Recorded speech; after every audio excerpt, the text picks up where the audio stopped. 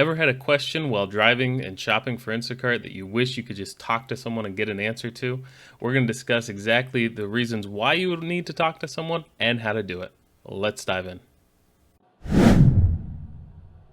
Hi, I'm Tyler from the Rideshare Guy. On today's episode, we're going to be talking about Instacart, contacting support, why you would need to do that, and how to do it. So first, we're going to talk about some of the reasons why you would need to contact Instacart to begin with. So first, there's an issue with the app, or there's an issue with an order specifically. One of the things that's happened with my wife a lot is that she's gotten an order, gone to the store, went to pick it up, got there, swiped that she was there, letting them know so that she could start doing the shopping, and all of a sudden the order went away.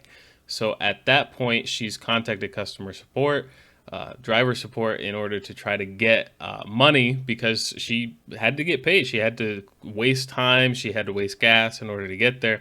So she wanted to get paid for that driving. Now, unfortunately, this has happened to her about 3 times, and all 3 times they've told her that unfortunately they weren't able to reimburse her for driving there, but she still tries every single time, because I'd rather try and not get it than not wonder if I'm going to get it at all. So that's one reason. If you drive to a place and the order gets canceled, on hers, it was because one time it was because there was a glitch in the app and the order went to another driver by accident.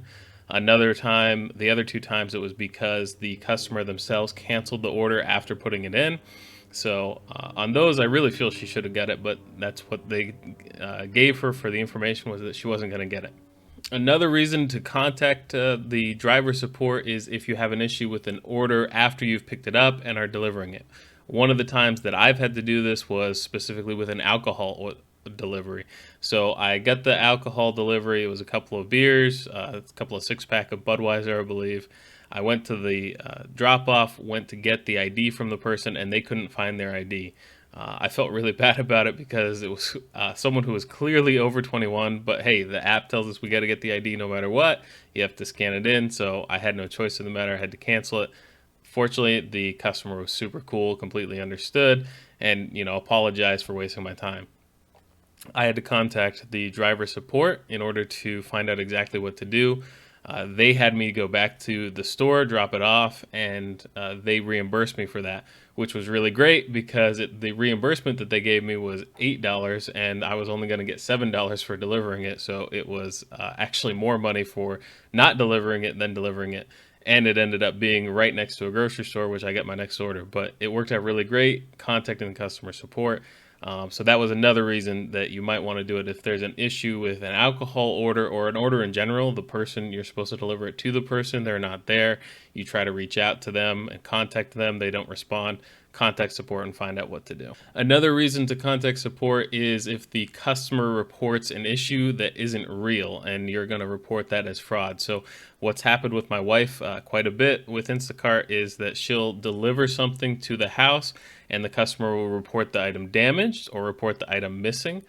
So what she's actually done on all of her orders is take pictures of it as she is delivering it, because that way, if she does get reported later that the item was missing or damaged, she has proof that she can show to support saying, hey, I delivered that item. That item was fine when I delivered it. There was no damage done, because it affects her negatively. It'll affect her rating, but it'll also, those individuals are getting those items for free that they really should have paid for. So that's another reason to contact support. So now the question becomes, how exactly do you contact customer support? So we're going to show you a few ways. Number one, we're going to take a look at the app. So you're going to go into the app. In the app, you're going to click on the little question mark up at the top, and then you're able to click on any of these things that you want, getting started, shopping, whatever, and then up at the top you see the little microphone looking thing, headset.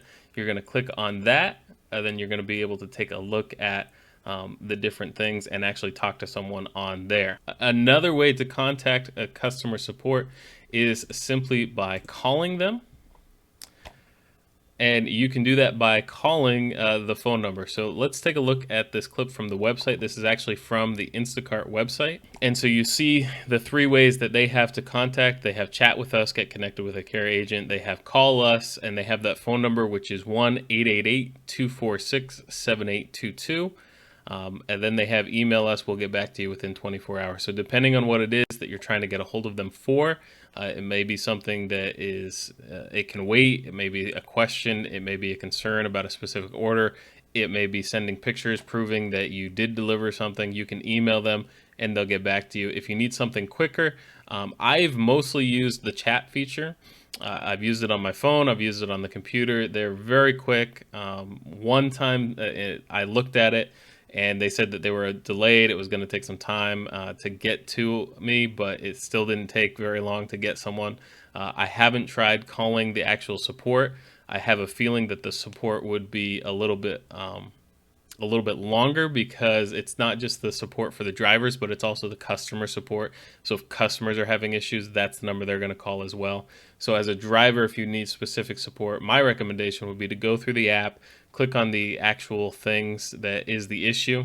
If it's a delivery or whatever the case may be, you try to take a look at all of the things in there and figure out exactly what it is. Try to do your own research without having to contact support, because if you contact support, that's now time away from doing the job, doing the shopping, getting to the next order, and it's costing you money. So definitely, if you can figure it out on your own, do that first. But if you have to talk to someone, these are the great ways to do it.